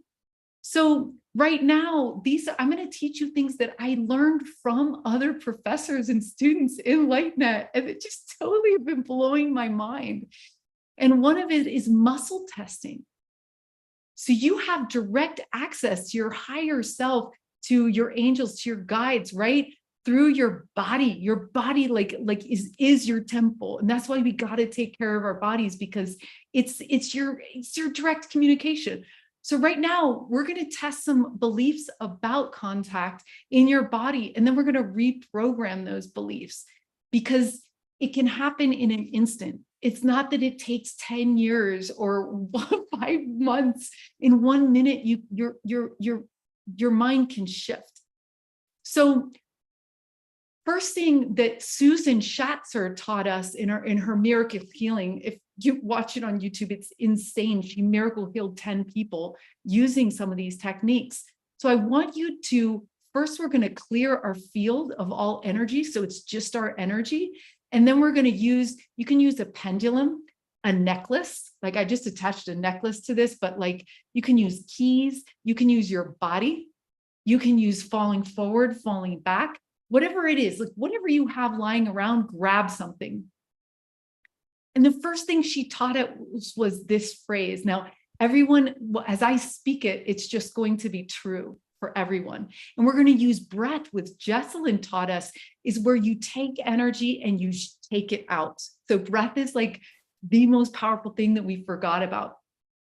So right now, I want all energies that are not our own, that are not your own in your field, I want all those energies to move in 5,000 directions, 5,000 miles away in all directions. And this is going to happen when we take a deep breath in and out. So here we go, deep breath in.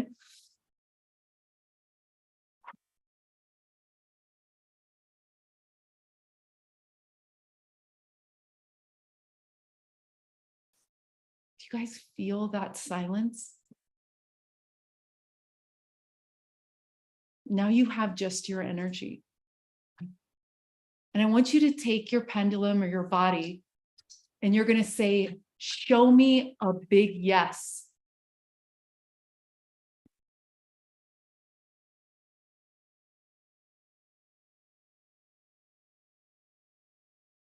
And now I want you to say, show me a big no.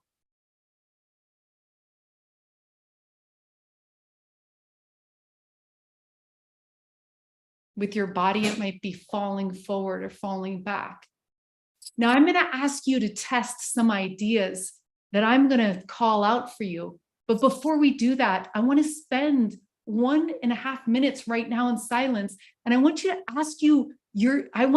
ask your deepest questions. The ones that get you curious, the ones that get you stuck. Ask yourself right now a few questions to yourself.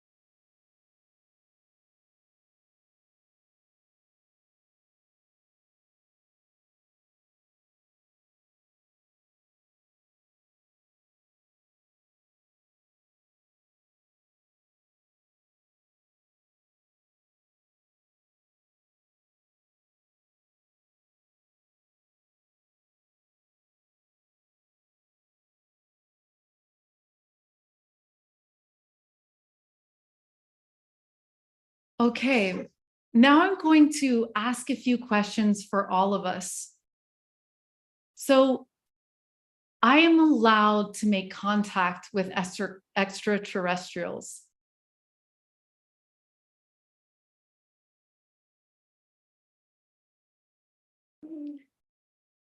I know how to make contact with extraterrestrials.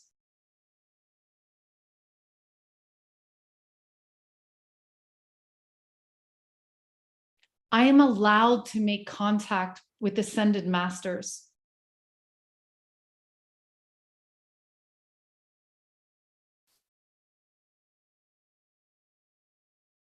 I know how to make contact with ascended masters.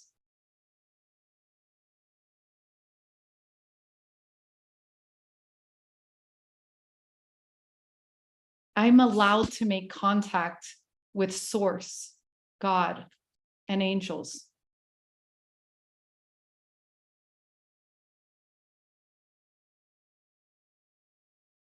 I know how to make contact with Source, God, and angels.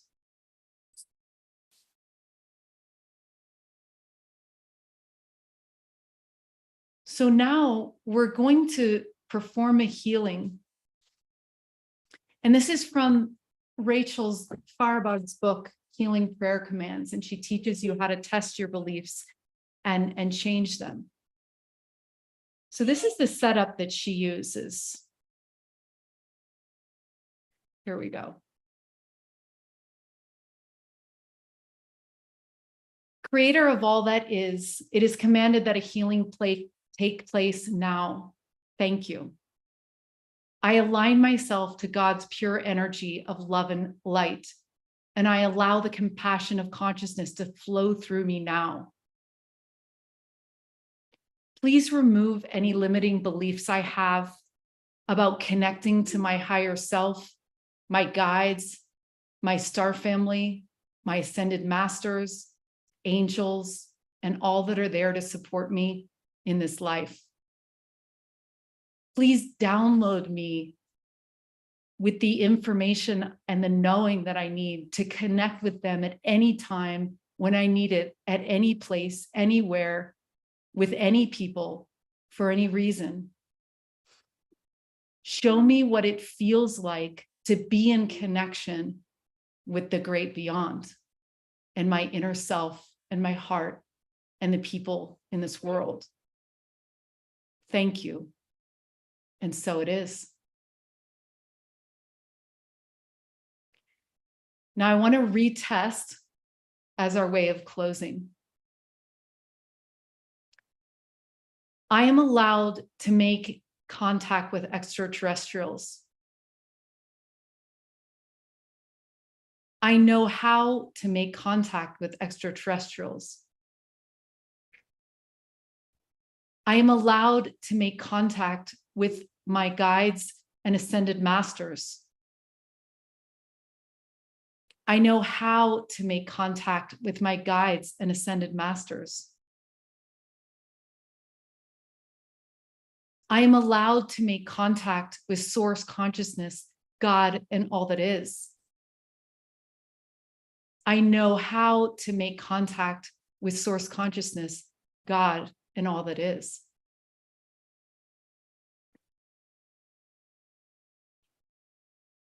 So I hope that you have gotten another tool in your toolbox that Susan and Jessalyn and Rachel have taught me.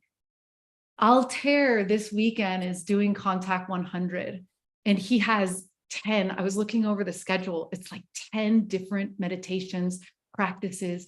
We're going to be using sounds, crystals. We're even using smells, you know what I mean? So that we can tap into this as we need to, right? And we're going to be doing an experiment with 100 people where we're going to combine our intention to lift the world into this galactic narrative that's waiting for us, because it's going to be fun and beautiful and just in time. And the people of this world, the global peace tribe, are the ones to usher this forward, because you guys have love in your heart. And that's the story that we want to tell about this grand narrative shift. So Go Yeah. for it. Tell us all about the Contact 100, how people get involved, links. Give us the Yeah. So contact100.org is where you can go and sign up. We have only 9 spaces left at this point, and it's less than 48 hours. So Wednesday, Thursday, we have one more night, and then Friday we start. And this is people from all over the world that are coming to learn from Altair. They're coming to tap into his knowing so he can just overflow his consciousness, his mind, so that we can remember this action. And then his vision is that we then teach the next group and the next group. And we want to do this bigger and bigger until we all know what we're capable of and who we have right beside us whenever we need them. So it's so contact100.org. It's $375 per person, but you can bring a friend with you. You can have someone split the cost with you. You can have your wife, your husband, your child, whatever you want right next to you for one price. And you'll have replays as well. You're also going to be tied into the new LightNet beta site, where you're going to be part of this very special group of 100 people, and you'll be connected for, we hope, life. Because I have a feeling some really powerful things are going to happen. We've got some incredible people coming into Sedona for this that have very high consciousness and kindness, just like Altair. So I'm already feeling something big is the event just took on a life of its own in the last 4 days, and I was just humbled. So I don't know, Altair, if you want to say anything else about. Well, I just want to speak to that part that you mentioned about the Global Peace Tribe and what's happening for you with your own friends. And that is, there is this amazing opportunity. As Zenka said, you can gather all your friends. So if one person shares the ticket with all their friends, you can imagine, right? You could have 20 people sitting in your lounge doing these practices. And this is the real practical application of the Global Peace Tribe, is that you actually gather your family, which includes all your friends, all your pets, all your wonderful connections on this planet with you, and that you go through this together. So as Zenka said, she's got, how many friends have you got coming over, Zenka? I don't know. I think like 11 or 12. So these are people that are very, going to be, it's going to be amazing. And we're going to get to witness it together and feel it together. We've got Jimmy Blanchett recommending different technologies to measure it. We've got the radios, we've got each other. Like, this is going to be, loving and easy. And what are the exact times on Friday night? Because my memory is it's late. Yeah, so we've decided that it would be good to get you guys out of your patterning systems. So the first weekend we meet late at night, because it's when the world is quiet and they're sleeping, and we're going to be tuning in. So it's 10 o'clock p.m. PST all the way for 3 hours. And then we do that on Saturday night as well. So it's our own little space together.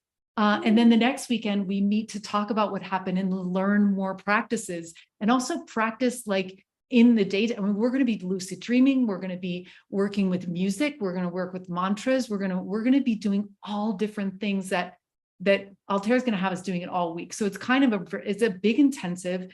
You will walk away with an experience. I know that. So, and this is a knowing that you'll carry with you in your life. So, and we hope that you'll teach it to others. I love that, Zenka. Exactly as you're speaking to, the Global Peace Tribe. If your attention is on peace, then your awareness is in peace. And it's the same. What we're asking people to do is for 2 weeks to actually be present to not just the global peace, but the galactic peace that's possible when you bring your awareness there. So I give people a lot of homework. What to call that StarCraft that we did, we spent 2 weeks in retreat with a whole group of people. And then so I'm replicating those conditions. I'm going to ask you for 2 weeks of your life, these amazing 2 weeks, to actually put aside things that you might normally bring your attention to. You don't have to change your routine. You don't have to stop your job, but to bring your awareness to the fact that galactic peace is going to attract galactic beings, that once you've got your awareness there and you bring your attention there, and so I'm going to teach you some of the many ancient technologies, and as well the technology that the Pleiadian Light Council that came through and gave us this information, that we were so present to, and that resulted in so many miracles over about the last 30 years. So you will find that your own expanded consciousness has the ability to bring so much love and so much peace, and bring love into your relationships. You know, the real connections that you're going to make are with other light beings like yourself,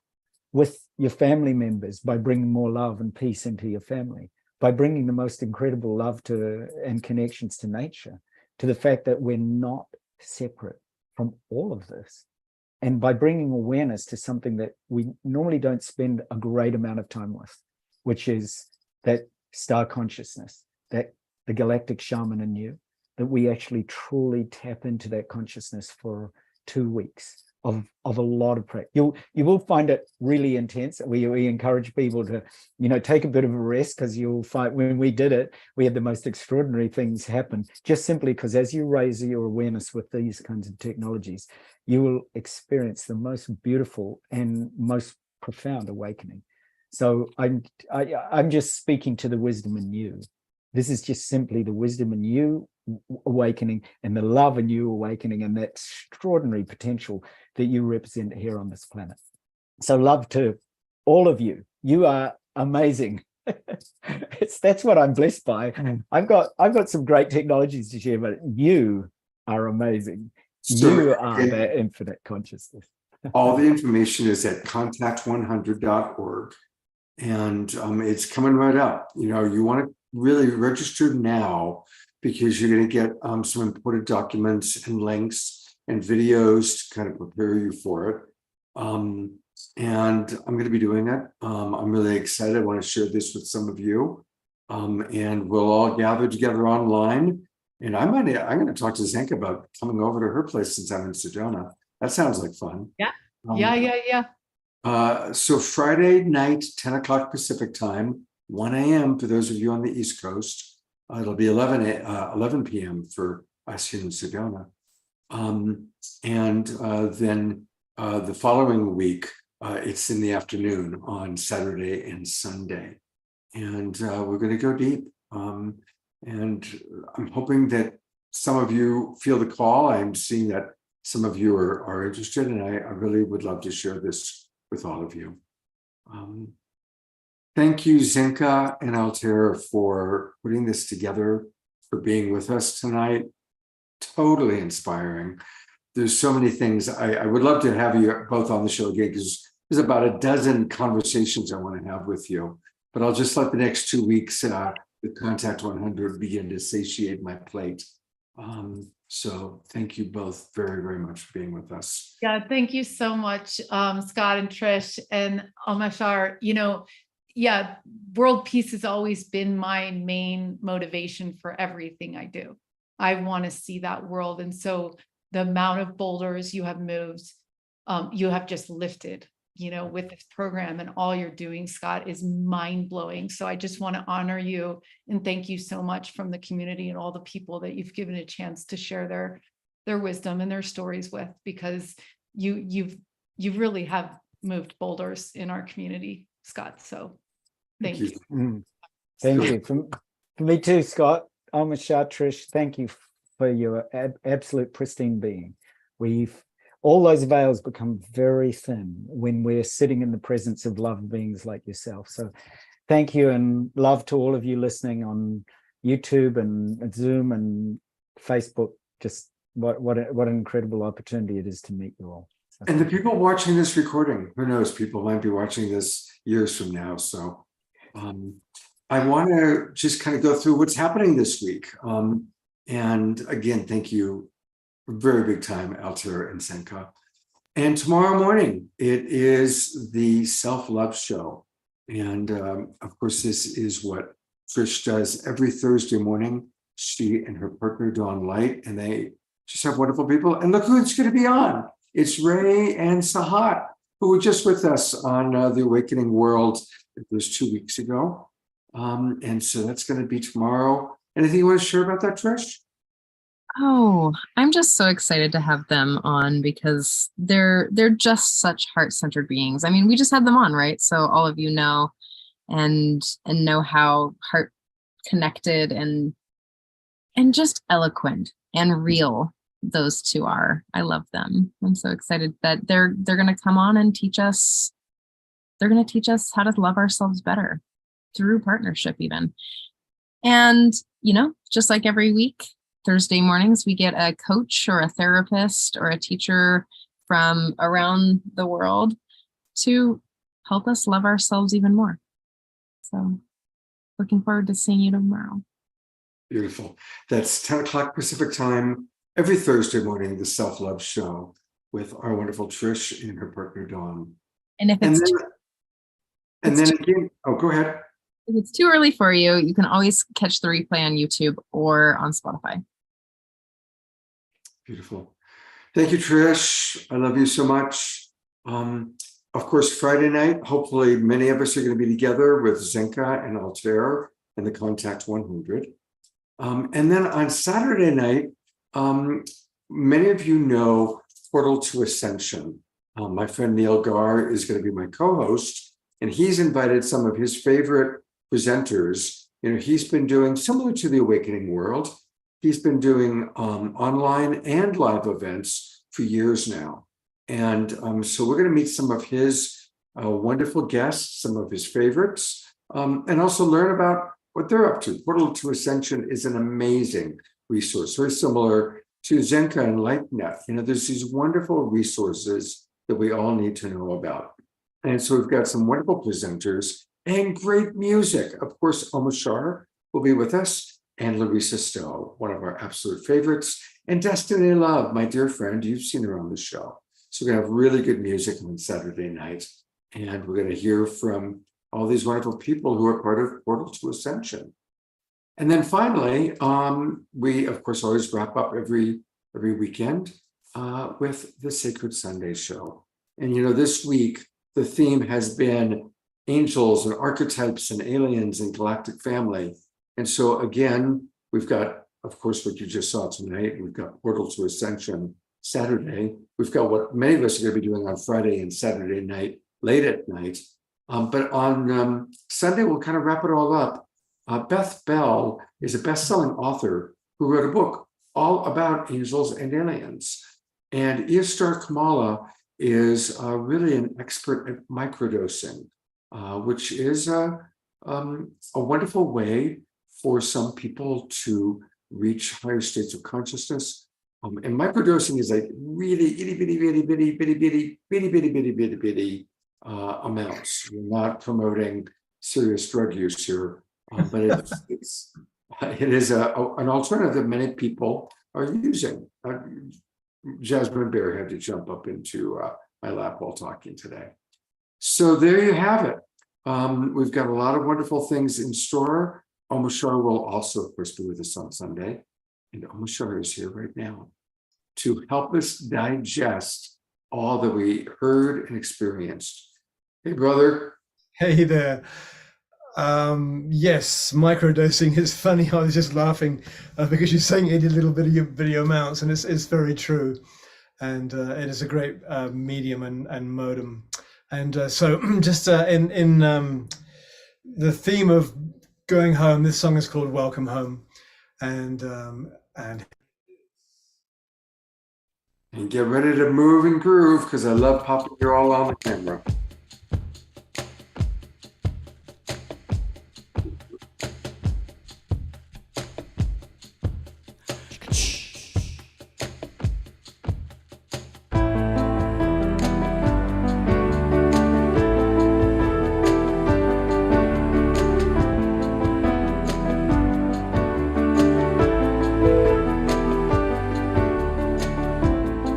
Let me shine a light inside, and I'll show you where your truth resides.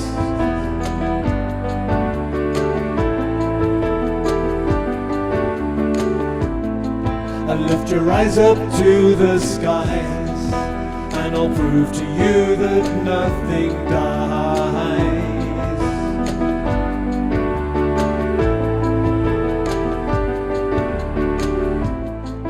Together we will rise again, and we'll make amends for what we've done.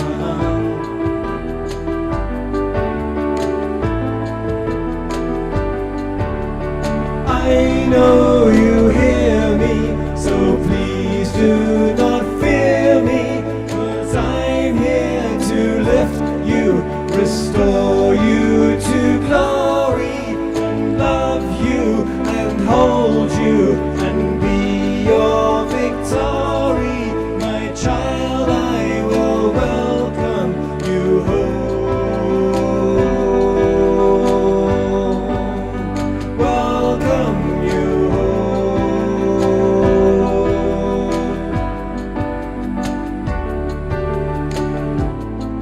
You see, it's true that we are one, and we came out from the central sun.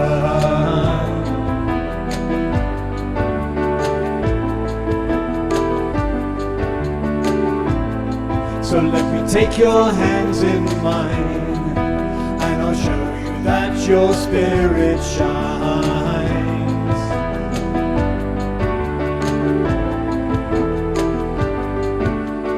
I know you hear me, so please do not fear me, 'cause I'm here to lift you, restore you to glory, and love you and hold you and be your victory. My child, I will welcome you home. Welcome you home.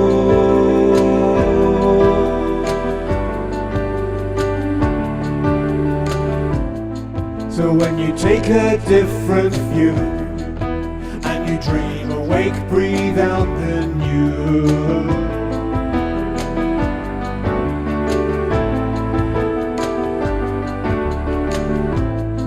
The world will come alive again, as we dance and sing and make new friends.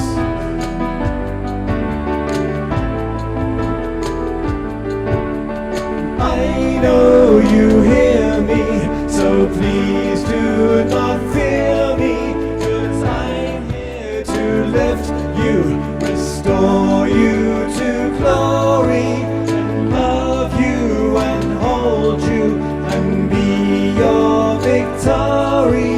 My child, I will welcome you home. Welcome you home. Welcome you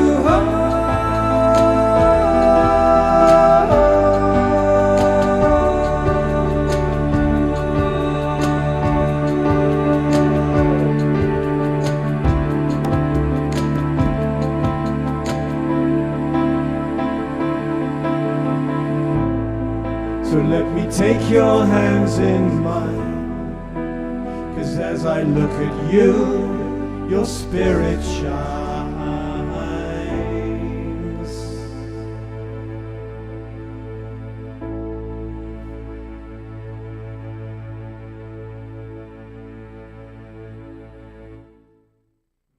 Let's go to gallery view, everybody, and do some twinkles for our beloved brother Omashar in our closing number.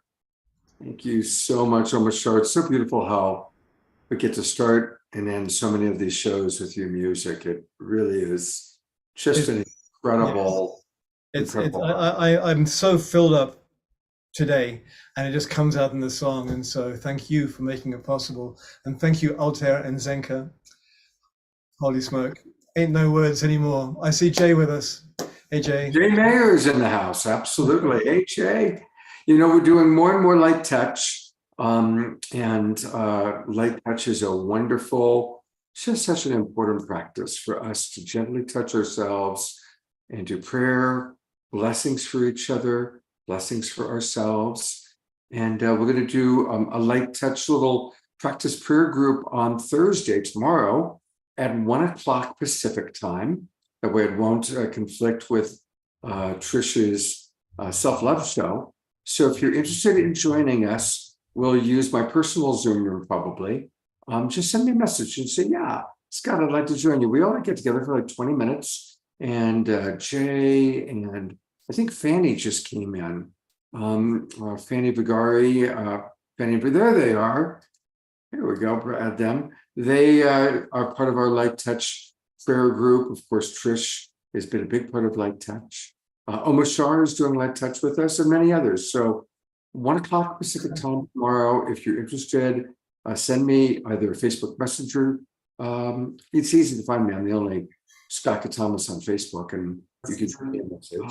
It's easy to find me. I'm the only Scott Thomas on Facebook, and you can send me a message. I'm hearing myself coming in. Maybe Altair will join us for Light Touch. So anyway, thank you everybody for coming on, and may we just feel, it was so beautiful how Altair helped us to feel our spirit guides, our angels, our beloveds that are with us. So let's carry that with us. Let's pray for our world, for each other, for our relatives, for our ancestors. Thank you, beautiful Global Peace Tribe. I'm looking forward to all the wonderful things we get to share together this weekend. So I'm going to go to Gallery View. Take care, everybody. We'll see you very, very soon. Tomorrow morning, Self-Love Show.